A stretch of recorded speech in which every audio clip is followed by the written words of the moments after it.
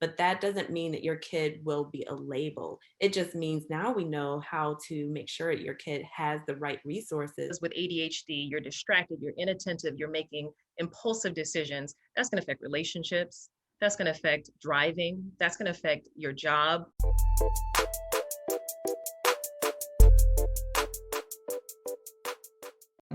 So today we're talking about Black children and ADHD, and I have two physicians with me today. I have Dr. Erikka Dzirasa. She is a double board certified child, adolescent, and adult psychiatrist, and the co-founder and partner of Catalyst Therapeutic Services in Durham, North Carolina, and Dr. Maria Corey, who is also double boarded in child, adolescent, and adult psychiatry. She's also a speaker and an author.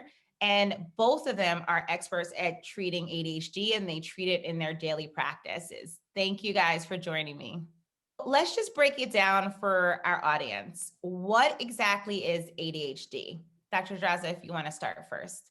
Absolutely. ADHD is a neurodevelopmental disorder. It is a medical condition, a psychiatric condition, a brain condition that can impact attention and ability to focus, ability to follow directions, to not lose things or forget. It's the part of the brain that's responsible for us to keep track of all the things that we need to do, all of the tasks we need to do. And it also can impact individuals where they may be very hyperactive. So inability to sit still or feeling an internal restlessness, maybe cutting people off when they're speaking or engaging in impulsive behaviors. So again, I want to just emphasize, I think a lot of times I hear, okay, ADHD, is that even real? That's a made up thing. But it actually is a brain disorder. And as we know, our brain is an organ just like every other organ in our body, and it can be impacted in negative ways. And with ADHD, we can see individuals who may have inattention symptoms solely or hyperactive symptoms, or they can have a combination of both. And it can lead to significant impairment in ability to function in school, at home, as adults, it can impact ability to function at work and personal relationships, and can lead to some negative consequences if it's not treated. Dr. Dzirasa said it all. It's true. It's a brain-based disorder, and it really does affect our executive functioning. And so basically that means your ability to prioritize, to plan, to execute activities, to really pay attention to things. And then even your memory, you may be forgetful, you have problems with organization. All of those things can really be affected by ADHD. And again, as Dr. Dzirasa was saying, there can be problems with inattention. It can be more so hyperactivity and impulsivity, or it can be the combination of the two. And again, you may see children that exhibit some of these symptoms, but it really depends on how much their function is being impaired. Like we said, maybe in school, maybe with friendships, maybe even following through with chores and things at home. We definitely need to see an impairment for it to truly be diagnosed as a disorder. So let's say someone's at home right now watching this episode, either a parent of a child or someone themselves who are listening to these symptoms saying, that sounds like me. What's their first step? Is there like an online, quiz they can take? Should they talk to their primary? What's the first step in this? Yeah, I think it's absolutely okay to talk to your primary care physician. Of course, if you have a psychiatrist already or you're already seeing a therapist, good for you, because I think we all need to see a therapist or a mental health professional. But if you're not already established with someone in mental health, totally fine to bring up your concerns to a pediatrician or to a primary care doctor if it's you or your child. And then that primary care doctor, if they need to, if they suspect that this may be truly ADHD, they can always refer you to a psychiatrist or a psychologist who can make that diagnosis for you. Got it.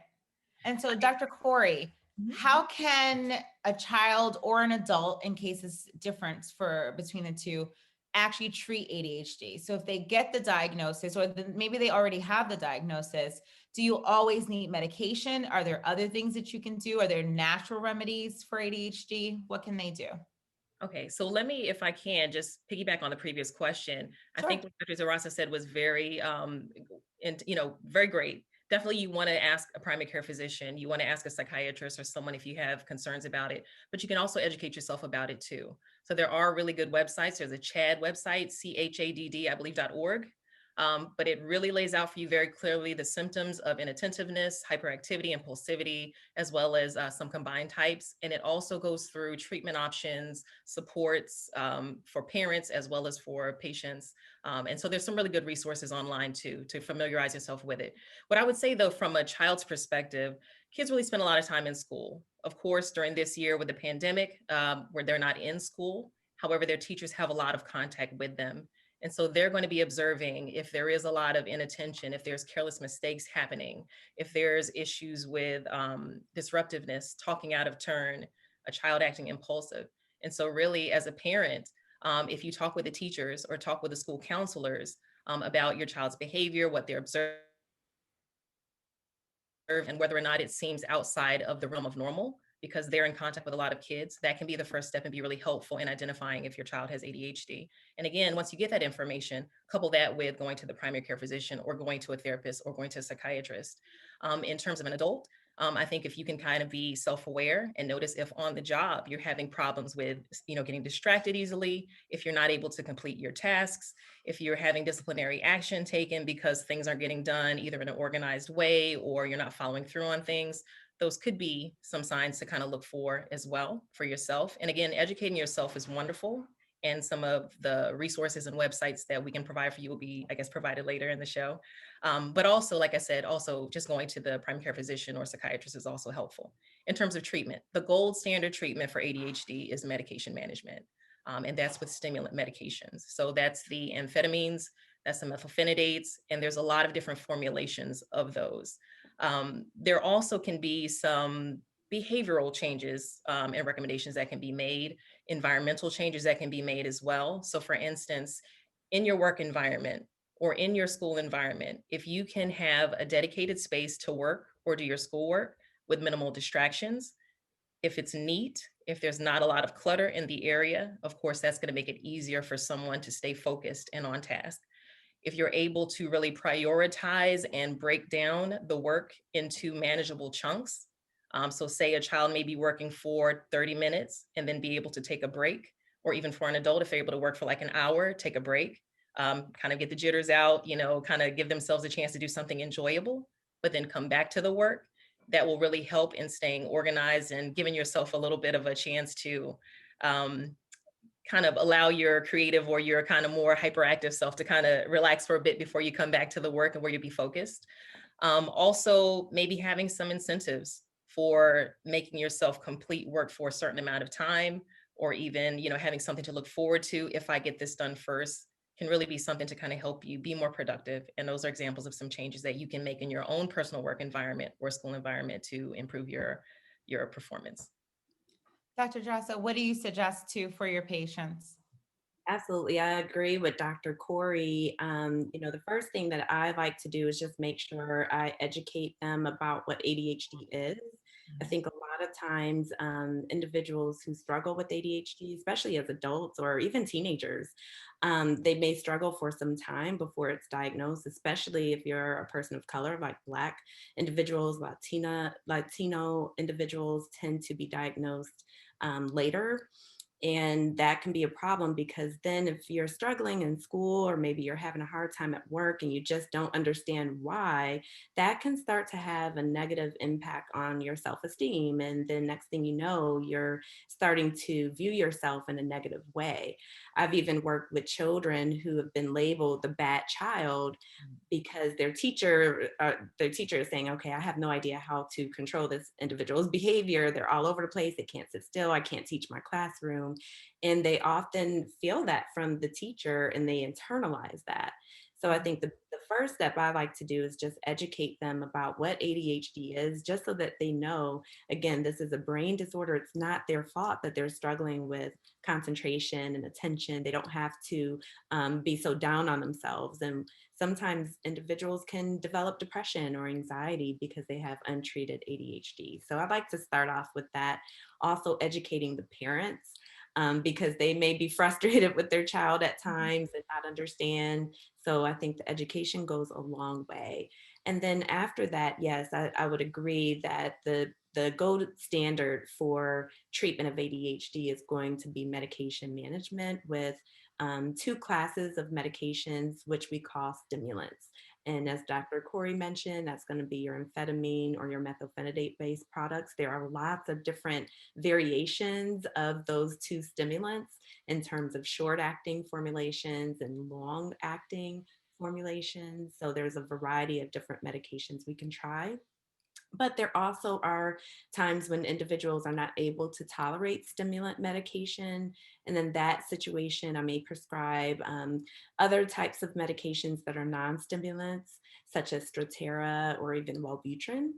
And of course, I think the behavioral component, although it's not curative, is definitely necessary and important to incorporate when you're dealing with ADHD treatment. So Dr. Corey gave some really great examples, and I think structure is important. And we all know in the midst of COVID that we probably lost a sense of structure and routine. And children need structure and routine in general. But if you take a child with ADHD, they really need structure. And the same is true for adults. I think, we are seeing probably higher rates of ADHD either being diagnosed or exacerbation of ADHD because of a lack of structure. So that is very critical, and making sure that you're following up, that there's some accountability as well.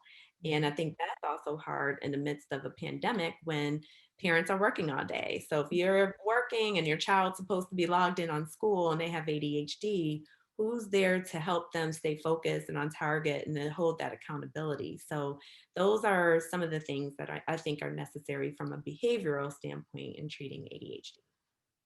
Awesome. What do you guys say to either parents or patients themselves that are concerned about medication? Because that's something that even I hear from families quite a bit, that they don't necessarily want their child on meds for this. What type of messaging and how do you get them to understand either the importance of it, or how do you work with them? I hear it all the time.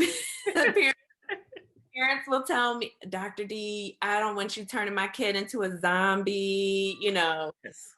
um, ADHD is overly diagnosed anyways in Black kids, and they trying to medicate all our Black kids. And I've heard it all. And I always tell parents that, yes, I know that's what you probably have heard, but historically speaking, this is a diagnosis that has generally been undiagnosed or underdiagnosed in children of color. Until recently, we've actually seen rates significantly lower than white counterparts, but there was a recent study last year showing that maybe those numbers are starting to increase some. But even if they are, the reality is we're not getting treated, right? So we're being undertreated significantly. And again, what can happen if we don't get treatment for ADHD? It can lead to some really, really poor consequences. One is being left behind in terms of education, not getting all of the educational needs met because of ADHD. And we want to make sure our children are growing and learning and getting all the things that they need. But the other thing is, and you all probably heard about this, we hear about the school to prison pipeline, or as I like to call it, the preschool to prison pipeline. And what we know is that kids with ADHD tend to be underdiagnosed and often have behavioral problems that may result in them getting suspended. And what we know is that Black kids tend to get suspended at much higher rates than their counterparts, and that can lead to them going down a path we don't want them going down. So I think it's important for us to recognize at an early age, if we can, when ADHD is there, so that we can treat it sooner than later to prevent some of those negative outcomes and to prevent them from getting shuffled into that preschool to prison pipeline. But also, the brain is developing during these years. And what we know about ADHD is there's almost like a slowing of that cortical development, which is a frontal part, this part of our brain right here behind my forehead, which is responsible for, as Dr. Corey mentioned, executive functioning. That part of the brain is developing well until we're about 25 years old. So if we can intervene sooner, we might be able to help them with that particular part of their brain development so that they can have that, what we call executive functioning, and they can be successful human beings.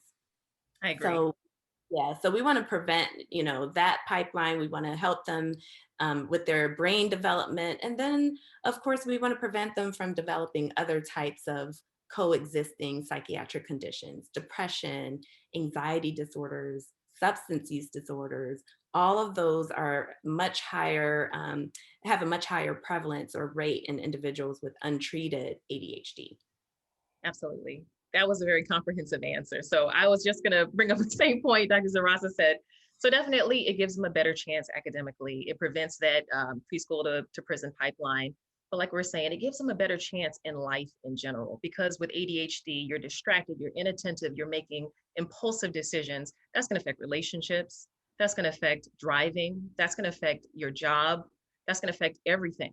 And so again, if we're identifying ADHD symptoms early, if we're educating families about what to expect, educating patients about what to expect in terms of the symptoms, in terms of the treatment, and really, explaining to them, well, yes, this is the medication that I'm recommending for you. These are the benefits from taking the medication, but these are the cons or the risks that also could occur. I think it's important to have a balanced conversation about what the positives and negatives are, so that we as physicians and patients together can make a good decision for them. And then two, we can manage those risks. What we ideally want is for the benefit to outweigh the risk. But again, that's why it's important to follow up with your psychiatrist on a regular basis. If you're having problems with decreased appetite, if you're having problems with sleep, if you're having headaches, if you're having dry mouth, those are all common side effects of stimulants, but those are things that can be managed based on short-acting versions, long-acting versions of the medicine, or even decreasing or changing doses. So it's important really to make sure that you're in constant communication with your treating psychiatrist. Right. Don't just stop the medicine because you're frustrated, basically. Right.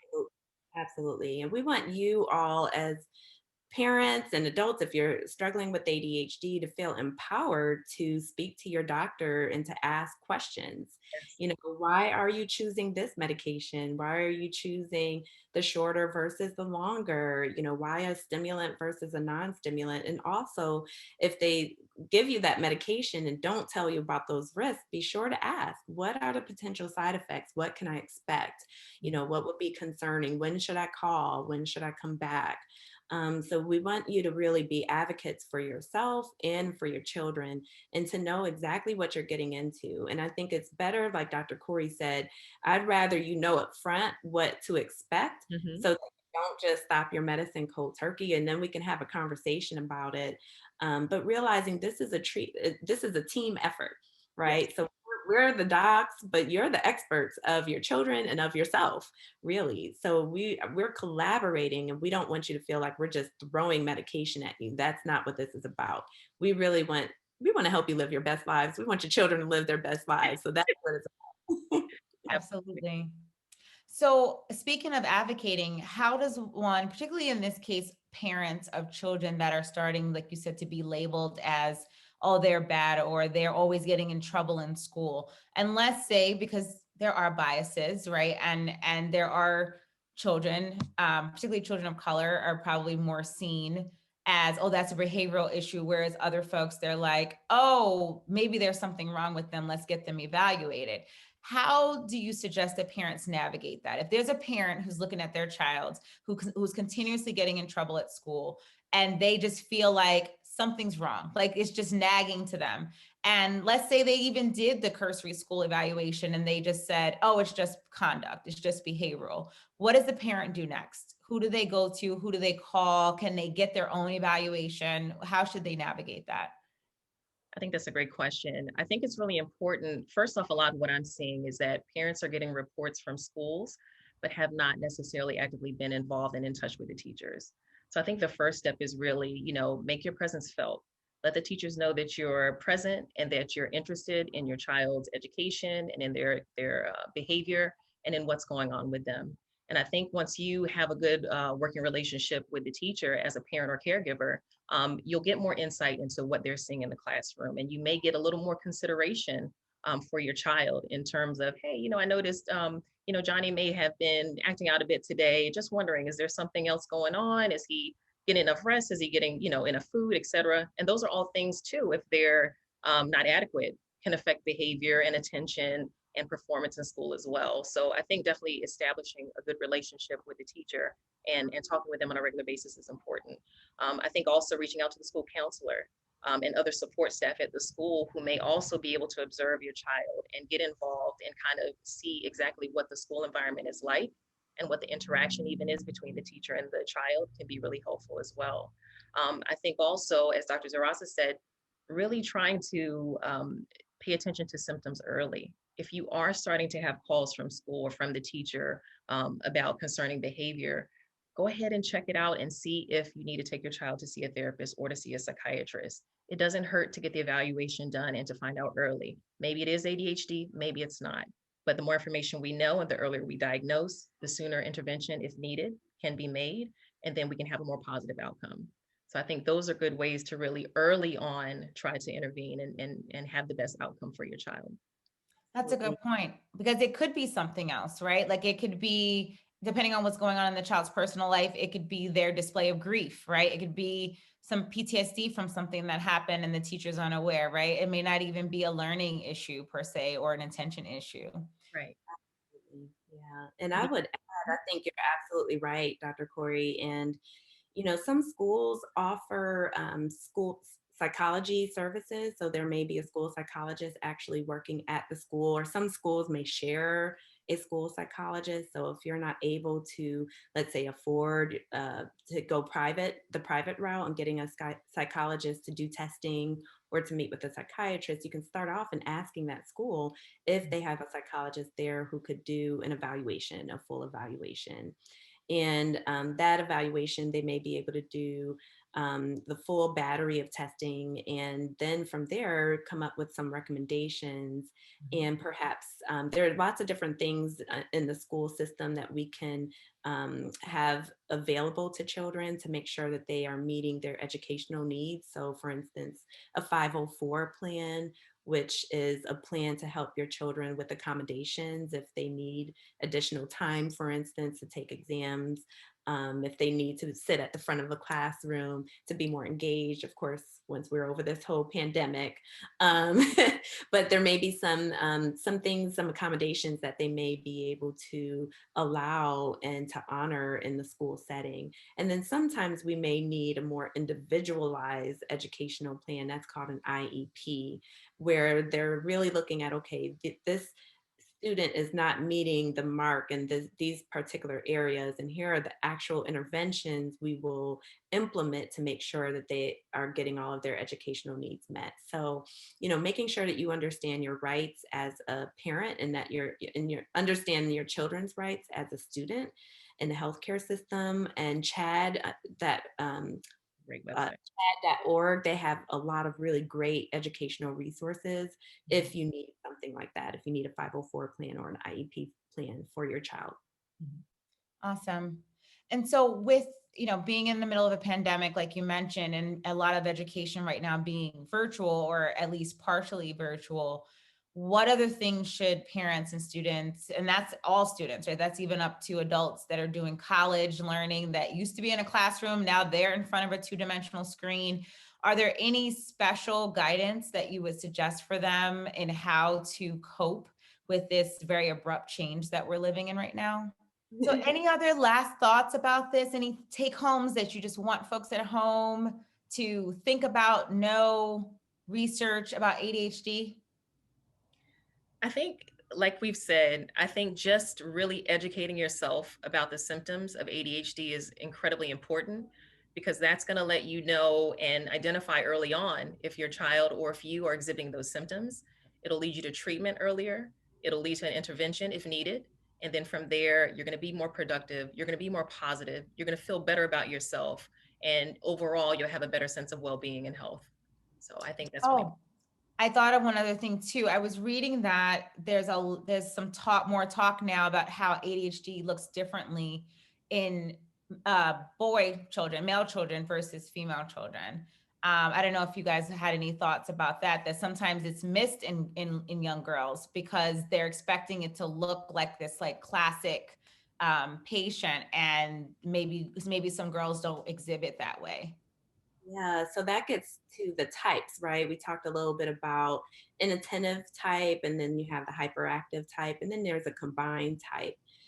Generally speaking, girls tend to experience or have the inattentive type a little bit more so, whereas you see combined type a little bit more frequently in boys. And because of that, as you can imagine, if somebody's having a hard time sustaining attention, that's going to be very hard to catch, especially as a teacher, right? So if you're a teacher, you're trying to get your lesson out there, and the things that are going to distract you are the kids who are unable to sit still, who are getting up and out of their chair, running around, distracting the class, cutting people off, making jokes, saying things, maybe blurting out answers, right, and saying things, being a class clown. Whereas that inattentive child, they're just kind of sitting there quietly, and you think they're really focusing, but no, they're in their head, they're daydreaming, they're thinking about all these things, they're distracted, they're rereading and rereading over and over again. So maybe things are taking them longer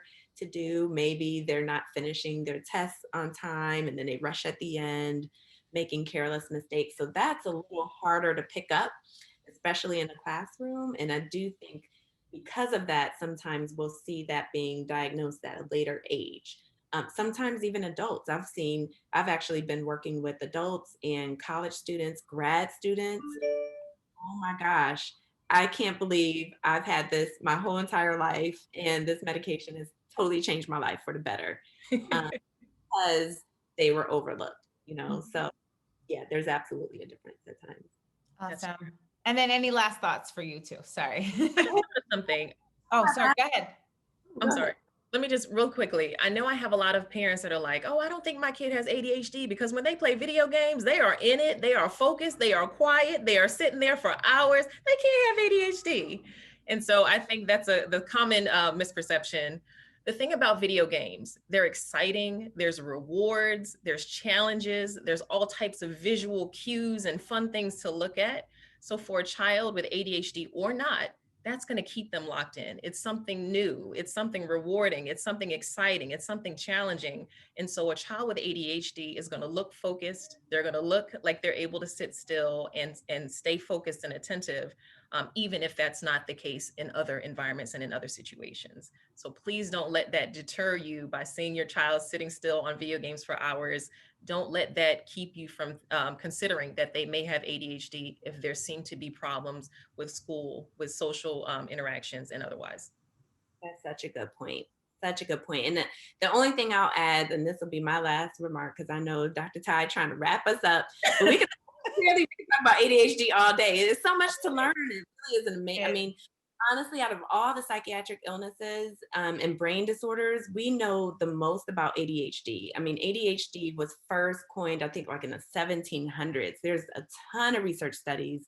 It actually is inheritable. So we see it that it runs in families. So if there's a kid who has it, more than likely a parent has it, or a sibling has it, or an auntie or somebody in the family has it. So I think it's important to know that there's a lot of research. So it's not just a made up thing. This is a brain disorder. And the other thing that parents, I hear all the time, I don't want my kid to be labeled. If they have ADHD, how are they going to get into college? What's going to happen for grad school? What if they want to be a doctor one day? Is that going to impair them in their dreams and their hopes? And the reality is, no, that is not the case. Again, this is a medical condition. This helps us as doctors understand we have to come up with a diagnosis so we know how to treat it. But that doesn't mean that your kid will be a label. It just means now we know how to make sure your kid has the right resources so that they can really thrive in whatever setting they find themselves in. So don't worry about that. It's better to treat, because the label is just a diagnosis. That's it. And don't forget, if you don't find out, if you don't get the diagnosis, they can also be labeled as having a conduct issue, right? And so that's a label that you don't want Exactly. there, right? So which one is worse? Is it better to find out and then you can treat it and get better? or leave it up to the teachers to say, well, you don't have an IEP, you don't have a diagnosis, so you just must be getting in trouble because you want to, right? That's the other side of it. Right. Yeah. And might I just add, I think what Dr. Dzirasa said is so important. It's a medical condition. It's something to be managed.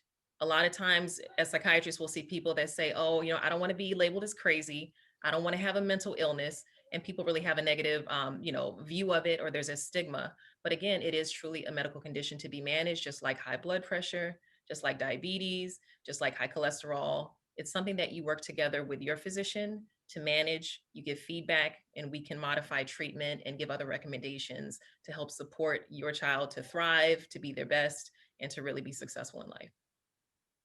Awesome. Well, thank you guys so much for coming on and talking about this important topic. And for those of you at home, please subscribe to the Black America's channel to get more content. You can hit the bell to get notified. And all the resources that we talked about in this episode will be right below this video, including the bios of our amazing guests.